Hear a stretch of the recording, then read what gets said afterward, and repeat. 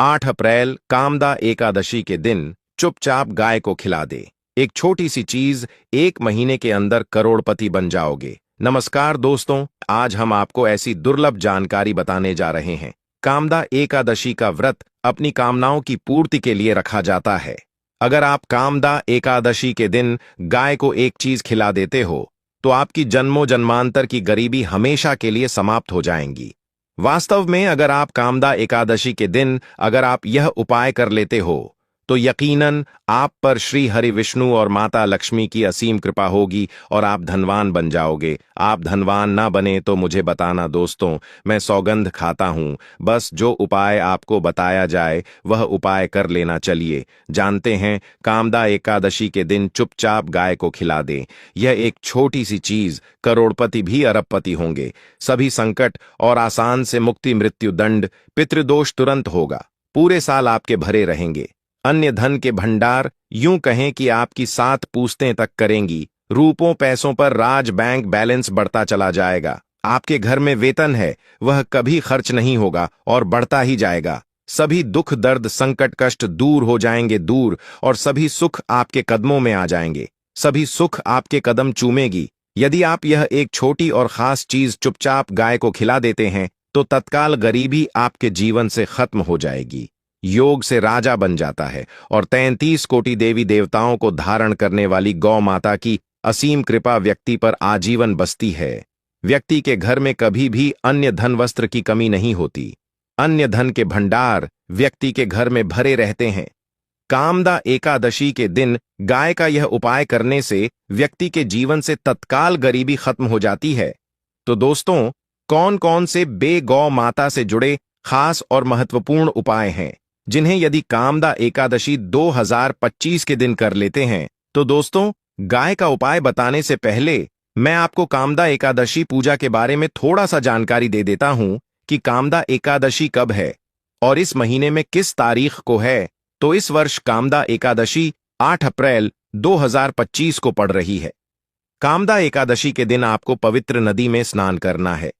इस दिन सभी वक्त जन श्री हरि विष्णु तथा माता लक्ष्मी की पूजा करने के साथ साथ गौ माता की पूजा अवश्य ही करते हैं और गौ माता को कुछ न कुछ जरूर ही खिलते हैं।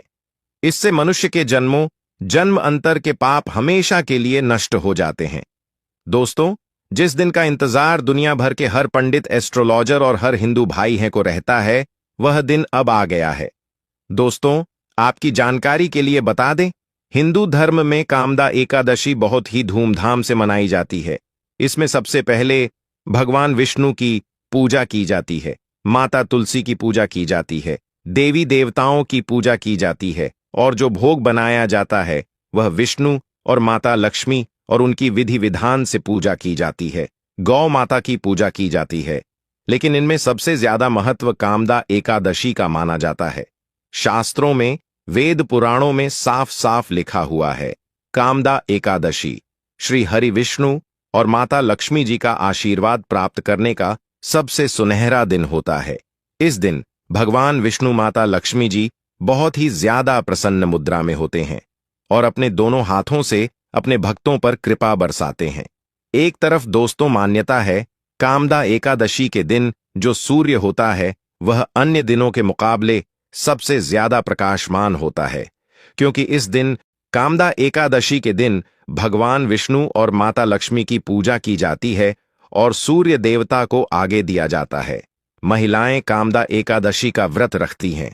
दोस्तों, अगर आप नहीं जानते तो आपकी जानकारी के लिए बता दें, एक व्यक्ति की कुंडली में अगर चंद्र ग्रह की स्थिति अच्छी है तो उसे व्यक्ति का भाग्य हमेशा उसका साथ देता है। वह व्यक्ति जिस कार्य को भी शुरू करता है उसे कार्य में उसको सफलता प्राप्त होती है। इसीलिए कामदा एकादशी को हमारे हिंदू धर्म में बहुत ही ज्यादा विशेष और खास महत्व दिया गया है। आप लोगों की जानकारी के लिए बता दें, कामदा एकादशी के दिन 52 तरीके के शुभ योग बन रहे हैं। कहीं सालों के बाद सूर्य का प्रकाश इतना प्रकाशमान होगा जितना कभी नहीं हुआ। 130 साल में ऐसा दुर्लभ संयोग बनने जा रहा है।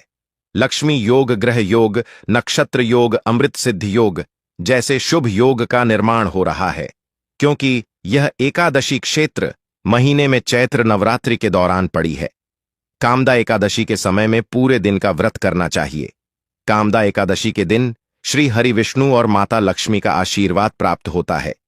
एकादशी तिथि के दिन ब्रह्म मुहूर्त में सोकर नहीं उठ सकते हैं, किसी पवित्र नदी में जाकर स्नान नहीं कर सकते हैं, पूरे दिन का व्रत नहीं रख सकते हैं। वैसे तो दोस्तों, कामदा एकादशी के दिन स्नान और प्रातः का विशेष ही महत्व होता है, लेकिन इस दिन अगर आप ज्योतिष शास्त्र तंत्र शास्त्र के अनुसार एक गाय वाला उपाय विधि विधान से कर लेते हैं, तो इस उपाय को करने के बाद साक्षात आपको भगवान विष्णु और माता लक्ष्मी वह असीम आशीर्वाद श्री हरि विष्णु की कृपा से आपके नवग्रह आपका साथ देना शुरू कर देंगे। आपके राहु केतु की दशा अच्छी हो जाएगी, क्योंकि एक व्यक्ति के जीवन के भाग्य का राहु केतु का नियंत्रण श्री हरि विष्णु के हाथों में होता है। दूसरी तरफ इस उपाय को करने के बाद आपके जीवन में धन आना शुरू हो जाएगा। आपके जीवन में जो धन आएगा उसमें वृद्धि होगी, वर्षा होगी।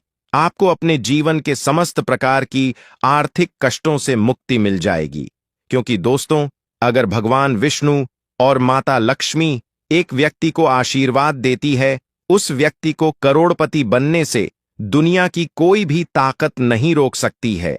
अब आप सोच रहे होंगे कि गाय को ऐसा क्या खिलाने से और ऐसा क्या उपाय करने से आपको भगवान विष्णु और माता लक्ष्मी का आशीर्वाद मिल सकता है। तो दोस्तों, आपने देखा होगा जब भी आपके घर पर दिवाली की पूजा होती है या धनतेरस की पूजा होती है या फिर किसी एकादशी की पूजा होती है, तो आपके घर वाले गौ माता की पूजा जरूर करते हैं और गौ माता को जो भोग होता है उसमें से कुछ ना कुछ खिलाते हैं, ज्यादा नहीं तो 2 पूरी अवश्य ही खिलाते हैं। तो दोस्तों, आपको इस उपाय को कामदा एकादशी वाले दिन ही करना है और सूर्य देव को आगे देना है और उनकी विधि विधान से पूजा करना है। इस बार जो कामदा एकादशी क्योंकि इस वीडियो में आपको गौ माता से जुड़े उपाय के बारे में बताने वाले हैं, जिन्हें करने से आपके जीवन के जो भी दुख दर्द संकट है या कामयाबी होने में कोई बाधाएं आ रही है, सभी से छुटकारा मिलने वाला है। यूं कहें कि आपके जीवन में अपार धन सुख, कभी भी धन से संबंधित परेशानी नहीं रहेगी। यदि आपकी जिंदगी प्रबल हो जाएगी, धन प्राप्ति के योग्य बन जाएंगे और जीवन में सदैव अन्य धन के भंडार आपके घर में भर रहेंगे, अन्य धन वस्त्र कभी कमी नहीं होगी। आपको बता दें, इस होली भगवान विष्णु की पूजा के साथ साथ हनुमान जी मंगल देवता और भगवान शनिदेव की भी पूजा जरूर करनी चाहिए। आपको बता दें कि इस दिन यदि आप हनुमान जी और मंगल देवता भगवान शनिदेव की पूजा करते हैं तो मंगल का ग्रह जनित दोष भी दूर हो जाता है, व्यक्ति के जीवन में धन सुख संपत्ति की प्राप्ति हो जाती है, समस्त मनोकामना व्यक्ति की पूर्ण हो जाती है। दोस्तों, आपको हम बता दें कि ऐसी ज्ञानवर्धक जानकारी आपको हम पैसों में भी बांट सकते थे, पर हमारे चैनल का मकसद है जनहित में जन कल्याण एवं जन सेवा करना। इसीलिए आपके लिए जो जानकारी बताते हैं वह फ्री में बताते हैं, इसलिए आप इस वीडियो को भी जरूर लाइक करें। और दोस्तों, मैं आपसे एक अनुरोध और करना चाहूंगा कि आप अपनी राशि कमेंट बॉक्स में जरूर डाल दें, जिससे कि आपकी राशि के अनुसार हम आपको कुछ ऐसे उपाय बता सके जिससे आपको लाभ की प्राप्ति हो। क्योंकि हम राशि से जुड़े उपाय भी आपको बताते हैं, तो आप कमेंट बॉक्स में अपनी राशि हमें जरूर बताएं या अपना नाम बताएं, जिससे आपके लिए कुछ हम ऐसे उपाय बता सके। साथ में जय गौ माता अवश्य लिखें। दोस्तों, साथी से जो नए साल का एक उपाय तो जरूर करना है। गाय का उपाय बताने से पहले एक उपाय आपको बता दें, इस उपाय को लाइक जरूर करें। क्या करें कि शाम के समय आंवले के पेड़ के नीचे आपको सरसों का चौमुखी दीपक, आटे का दीपक बनाना है। चौमुखी दीपक में आगे की बाती लगाकर सरसों के तेल का दीपक जला देना है। आटे का दीपक बनाएं, जो मुख्य तेल डालें उसमें बाती ही डालें। लाल वाली कलावे की दीपक जला दे। 4-4 बाती लगाकर चारों दीपक मतलब 4 भाग उसके बन जाएं। हर एक भाग को जलाएं और बीच में 2 सबूत फूल वाले लौंग भी डाल दे। फिर देखिए कैसे चमत्कार आपके जीवन में होता है। शाम के समय जलाकर उसे छोड़ें, मनोकामना मांगकर छोड़ दें।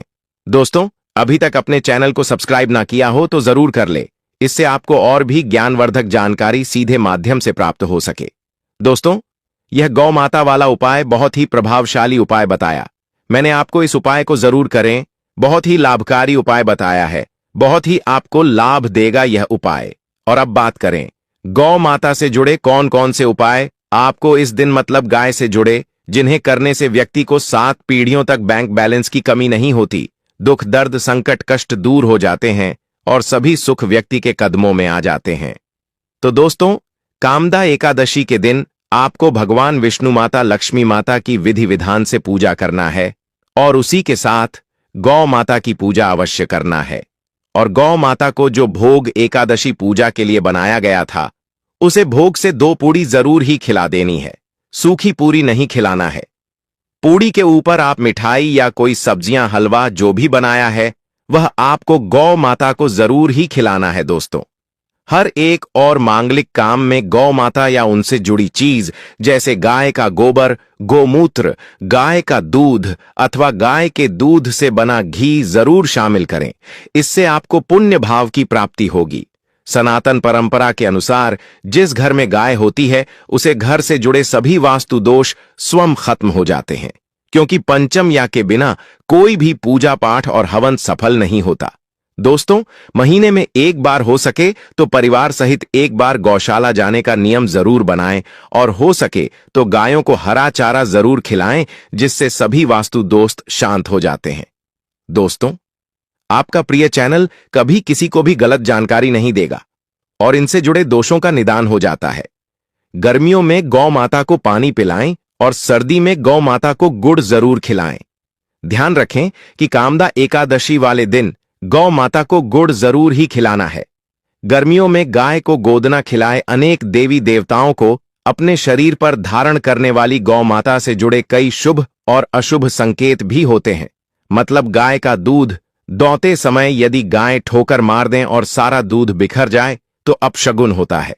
यदि कोई यात्रा पर निकल रहा हो और गाय अपने बछड़े को दूध पिलाती सामने आ जाए तो निश्चित रूप से कि यात्रा के लिए आप निकले हैं, वह यात्रा आपकी जरूर ही सफल होगी और वह जिसके लिए आप निकले हैं वह जरूर ही पूर्ण यात्रा पर जाते समय गाय की आवाज आना और रात्रि में गाय की हुंकार करना भी शुभ होता है। दोस्तों, साथ ही साथ गाय के साथ आप भूल कर भी यह काम न करें, अन्यथा मिलता है।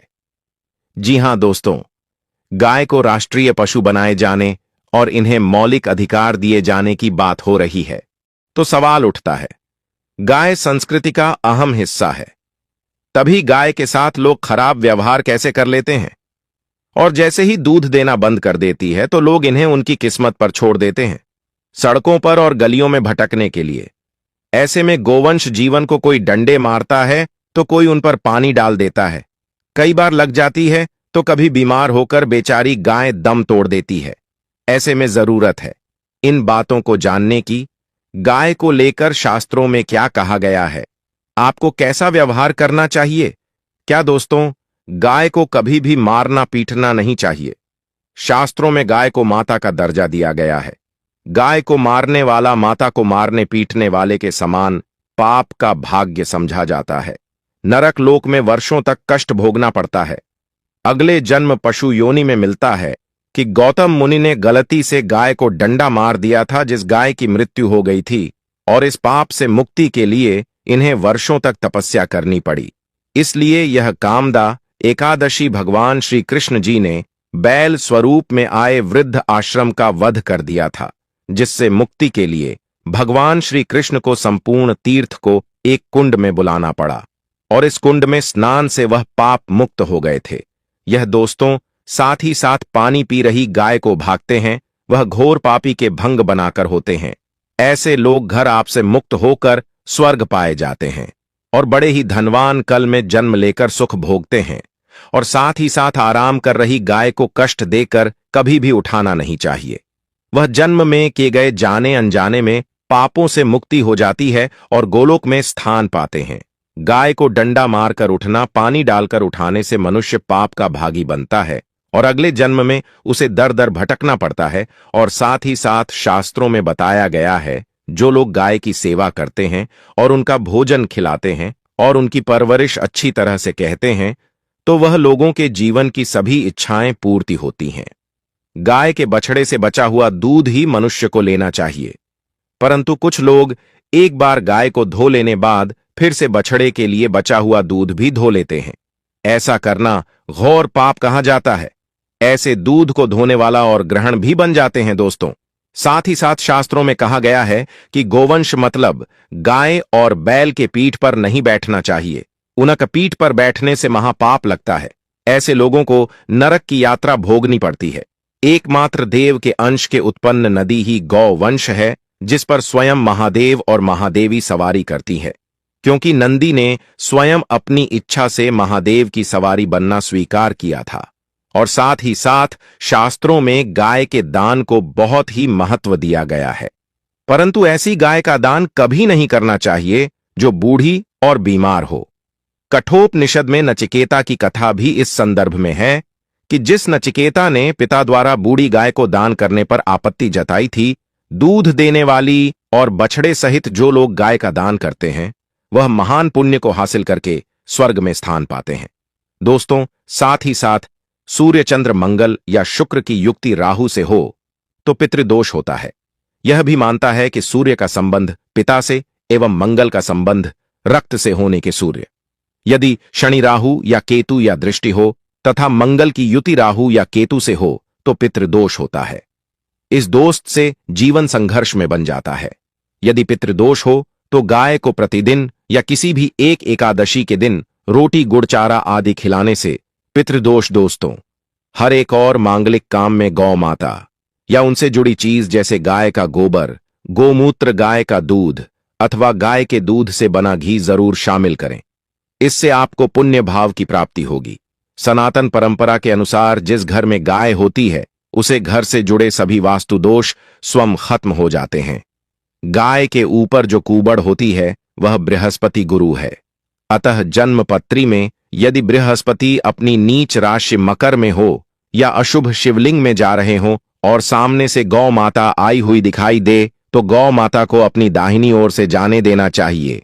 आपकी यात्रा जरूर ही सफल होगी। और साथ ही साथ यह संकेत भी जान ले, यदि आप यात्रा पर जा रहे हैं और सामने आपके गाय पड़ जाएं अथवा अपने बछड़े को दूध पिलाती हुई सामने गए दिखाई दे जाए तो समझ जाना कि वह यात्रा आपके लिए जरूर ही सफल होगी। और साथ ही साथ जिस घर में गाय होती है उसमें वास्तु दोष स्वतः ही खत्म हो जाता है। और आप भी रोटी बनाएं, प्रतिदिन ताजी रोटी ही बनाएं। गाय को अगर आपने रोटी बनाई है तो कोशिश करें कि उसे रोटी को आप तुरंत ही गाय को खिला दें। अगर आप उसे रोटी को रख देंगे और उसे रोटी को अगले दिन देंगे तो वह रोटी बंसी मानी जाएगी।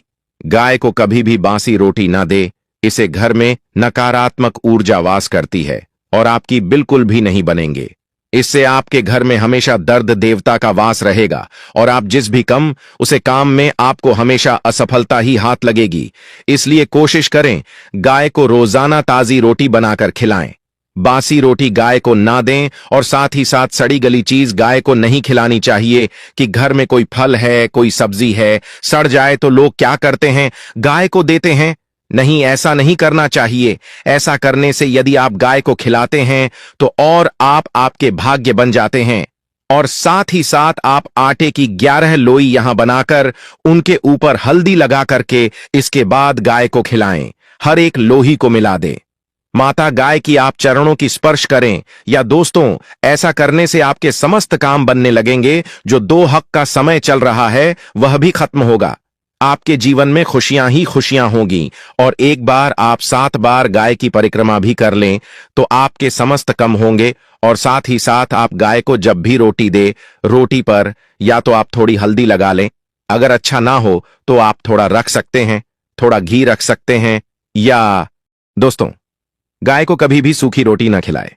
सूखी का मतलब गए रोटी रखें उसे, पर कुछ ना कुछ रखकर खिलाए।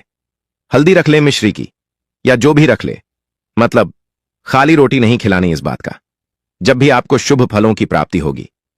जी हां दोस्तों, उपाय कुछ बातें जिन्हें आपको ध्यान में जरूर रखना चाहिए। या दोस्तों, वीडियो अच्छी लगी हो, वीडियो को लाइक करें, ज्यादा से ज्यादा अपने दोस्तों में शेयर करें, चैनल को अवश्य सब्सक्राइब करें और दोस्तों कमेंट बॉक्स में जरूर लिखें जय श्री विष्णु भगवान, जय श्री कृष्णा, जय गौ माता जरूर ही लिखें। जानकारी अच्छी लगी हो तो वीडियो को लाइक जरूर ही करें और चैनल पर नए हैं तो चैनल को सब्सक्राइब कर लें ताकि किसी भी प्रकार की और भी ज्ञानवर्धक वीडियो आपको सीधे नोटिफिकेशन के माध्यम से प्राप्त हो सके। वीडियो के अंत तक बने रहने के लिए आप सभी का धन्यवाद। मिलते हैं नेक्स्ट वीडियो में, तब तक के लिए नमस्कार।